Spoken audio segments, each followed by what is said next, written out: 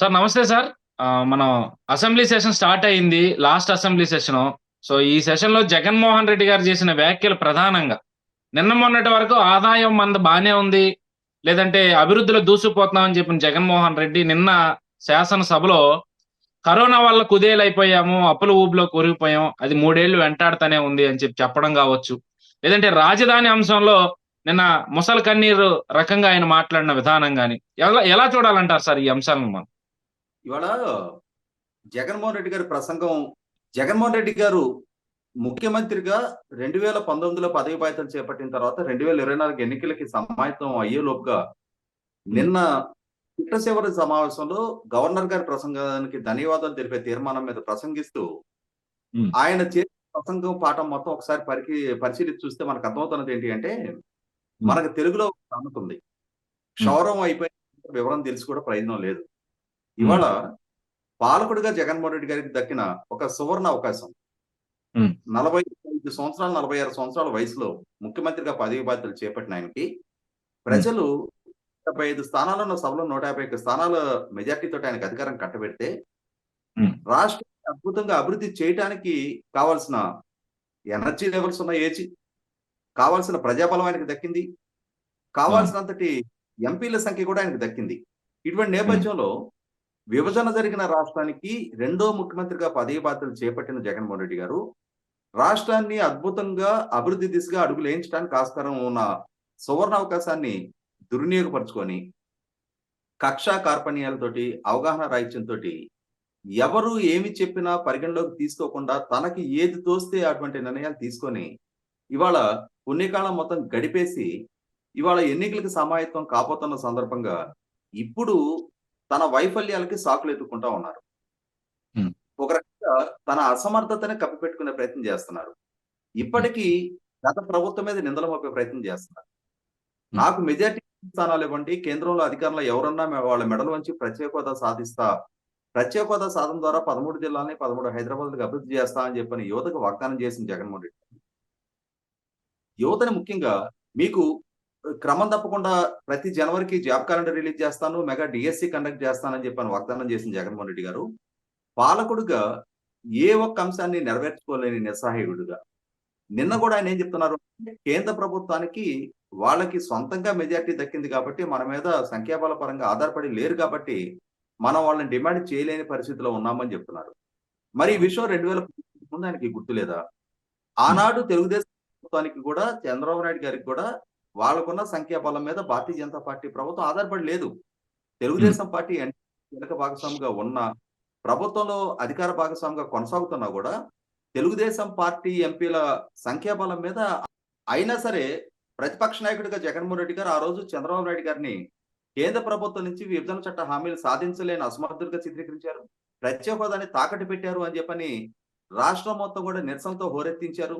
యూనివర్సిటీల చుట్టూ తిరిగి యువబేరి అని చెప్పని సదస్సులు ఏర్పాటు చేశారు. యువతకి హ్మ్. వాగ్దానాలు చేశారు. అనుకూలంగా మలుచుకున్నారు. అదే సందర్భంలో మహిళల్ని లక్ష్యంగా చేసుకొని మద్యపాన నిషేధ హామీ ఇచ్చారు. మద్యపానం అనేది వాళ్ళ కుటుంబాల్లో ఆరోగ్యపరంగాను, ఆర్థికంగాను చిన్నాభిన్నం చేస్తుంది. నాకు ఒక ఛాన్స్ తోటి అవకాశం ఇవ్వండి.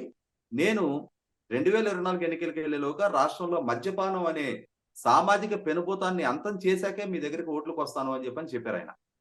రె కేవలం 5 స్టార్ హోటల్స్‌కి పరిమితం చేస్తానని చెప్పారు. ఇట్లా వాగ్దానాల పరంపరతోటి ఒక రకంగా ప్రజల్ని ప్రలోభపెట్టి తనకు అనుకూలంగా ఓట్లేయించుకొని అధికారం దక్కించుకున్న జగన్మోహన్ రెడ్డి గారు, ఇవాళ పాలకుడిగా వీటిలో ఏ ఒక్కటి నెరవేర్చలేక, నెరవేర్చే చిత్తశుద్ధి కనపరచలేక, పాలనా దక్షత లేని తన వైఫల్యాన్ని కప్పిపెట్టుకోవడానికి ఇప్పటికీ ప్రజల్ని మభ్యపెట్టే, మసిపూసి మారేడుకాయ చేసే మాటలతోటి నిన్న అసెంబ్లీలో కూడా అదే విధమైన ఊకతప్పుడు ప్రసంగాలు, హ్మ్. అసత్యాలతోటి, హ్మ్. అర్థసత్యాలతోటి వక్రీకరించే విధంగా వక్రీకరణలతో కూడిన సమాచారాన్ని సభను కూడా తప్పుదోవ పట్టించే సమాచారాన్ని ఇస్తూ 2019 ఎన్నికలకు ముందు ఆనాటి ప్రభుత్వం ద్వారా 4,00,000 కోట్ల పైగా అప్పులు వారసత్వంగా వచ్చాయని చెప్తున్నారు. ఇది కూడా సత్యదూరం. ఎందుకంటే హ్మ్.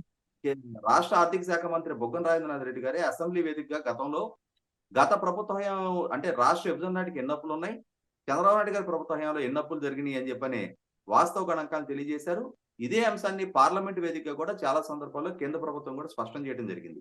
అయినా హ్మ్. సరే జగన్మోహన్ రెడ్డి గారు మరొక్కసారి నిన్న సభని, రాష్ట్రాన్ని తప్పుదో పట్టిస్తూ తప్పుడు గణాంకాలతోటి ఆనాటి ప్రభుత్వం ద్వారానే 4,12,000 కోట్ల రూపాయల అప్పులు మాకు సంక్రమించాయని చెప్పని చెప్తా ఉన్నారు. అదే సందర్భంలో ఆ ప్రభుత్వ హయాంలో చేసిన అప్పుల పర్సెంటేజ్ కన్నా ఇప్పుడు మన ప్రభుత్వ హయాంలో అప్పుల పర్సెంటేజ్ చాలా తక్కువ అని చెప్పని మరింతగా వక్రీకరించే సమాచారం ఇస్తా ఉన్నారు. ఒక రకంగా అవును. చూసుకుంటే రాష్ట్రాన్ని ఆర్థిక సంక్షోభంలోకి నెట్టేసి, అప్పుల కుప్పగా మార్చి, ఆఖరికి రాష్ట్ర ప్రభుత్వం ద్వారా విడుదలైన non convertible debentures Bombay stock ఎక్స్‌చేంజ్‌లో కనీసం ఆదరణకు కూడా నోచుకోలేని రేటింగ్ తగ్గిపోయిన పరిస్థితులు జగన్మోహన్ రెడ్డి గారి ప్రభుత్వ హయాంలో మనం చూసాం. హ్మ్. అంటే రాష్ట్ర ప్రభుత్వ ప్రతిష్ట దిగజారింది. బ్రాండింగ్ దెబ్బతింది. పెట్టుబడులు రాష్ట్రం వైపు చూడటం మానేసినియి. ఇవాళ రాష్ట్రంలో పారిశ్రామికాభివృద్ధి కుంటుపడిపోయింది. యువత ఒక ఐటీఐ చదువుకున్న కుర్రాడు కూడా సంచికి బట్టలు పెట్టుకొని అయితే హైదరాబాదో, చెన్నయ్యో, బెంగుళూరో వలసెల్లాల్సిన దుస్థితిలో ఇవాళ కుటుంబాలు అల్లాడుతా ఉన్నాయి. ఇప్పటికీ జగన్మోహన్ రెడ్డి గారు మాత్రం తన వైఫల్యాలను అడ్మిట్ అవ్వలేక, ఇప్పటికీ కింద పడ్డా పై చేయి తందేనన్నట్టుగా రాబోతున్న ఎన్నికల్లో కూడా మళ్ళీ తిరిగి తామే అధికారంలోకి వస్తామని చెప్పని మేకపోతు గాంభీర్యాన్ని ప్రదర్శిస్తా ఉన్నారు. ఇక్కడ హ్మ్. నిన్న సీఎం గారి ప్రసంగం జరుగుతున్నప్పుడు ఆ చుట్టూ ఉన్న శాసనసభ్యుల హావభావాలు ఒకసారి గమనించుకుంటే చాలా నిర్లిప్తంగా ఒక రకంగా వాళ్ళకి వాస్తవ పరిస్థితి కళ్ళ ముందు కనిపిస్తా ఉంది. ప్రజల్లో ఎటువంటి మార్పు చేర్పులు వస్తా ఉన్నాయి. ప్రభుత్వం పట్ల ఆదరణ పెరిగిందా? తగ్గిందా? ప్రభుత్వం పట్ల వ్యతిరేకత పెరిగిందా? తగ్గిందా? అనేది నిత్యం ప్రజలతో మమేకం అయ్యుండే శాసనసభ్యులకు తెలుసు. అంటే ఇవాళ ప్రభుత్వ వ్యతిరేకత పెరుగుతున్న తీరు, అదే సందర్భంలో ప్రతిపక్ష కూటమికి ప్రజల్లో పెరుగుతున్న ఆదరణ, పార్టీ అభ్యర్థిత్వాల ఖరారు దగ్గర జగన్మోహన్ రెడ్డి గారు స్వయంగా పార్టీలో సృష్టించుకుంటున్న సంక్షోభం, వీటికన్నిటికి తోడుగా జగన్మోహన్ రెడ్డి గారి సోదరి షర్మిల గారు కాంగ్రెస్ పార్టీ సారథ్య బాధ్యతలు చేపట్టి వాళ్ళ జగన్మోహన్ రెడ్డి గారికి వ్యతిరేకంగా ఆమె చేస్తున్న ప్రచారము, ఆమె చేస్తున్న వ్యాఖ్యలు, ఆమె లేవనెత్తుతున్న అంశాలు ప్రజల్లో చాలా విస్తృతంగా చర్చనీయాంశంగా అవుతున్న సందర్భంలో ఇవన్నీ కూడా తమ రాజకీయ భవిష్యత్తు ఏంటి అనేది, తమ రాజకీయ భవిష్యత్తు జగన్మోహన్ రెడ్డి గారి నాయకత్వంలో సుస్థిరం కాదు అని వాళ్ళ శాసనసభ్యుల మొహాలు చూస్తేనే, వాళ్ళ బాడీ లాంగ్వేజ్ చూస్తేనే మనకు అర్థమవుతుంది. కానీ వీటినేటిని పరిగణలోకి తీసుకోవడానికి జగన్మోహన్ రెడ్డి గారు సిద్ధంగా లేరు. ఆయన ఒక ఇల్యూషన్‌లో ఉన్నాడు. ఆయన చాలా ఒక అద్భుతమైన పరిపాలన అందించానని చెప్పని, రాష్ట్ర ప్రజల్ని చాలా అద్భుతమైన ఆర్థిక స్థితిగతులు మెరుగుపరిచానని చెప్పని, రాష్ట్రంలో చాలా అద్భుతంగా ఇన్‌ఫ్రాస్ట్రక్చర్ పెంచాను అని చెప్పని, ఒక భ్రమల్లో ఉండాయన. ఒక ఆర్థిక క్రమశిక్షణ రాహిత్యంతోటి ఇవాళ రాష్ట్రాన్ని అప్పుల కుప్పగా మార్చిన పాలకుడుగా చరిత్రలో నిలిచిపోతారు. ఇవాళ శాసనసభలో తప్పుదోవ పట్టిస్తా ఉన్నారు.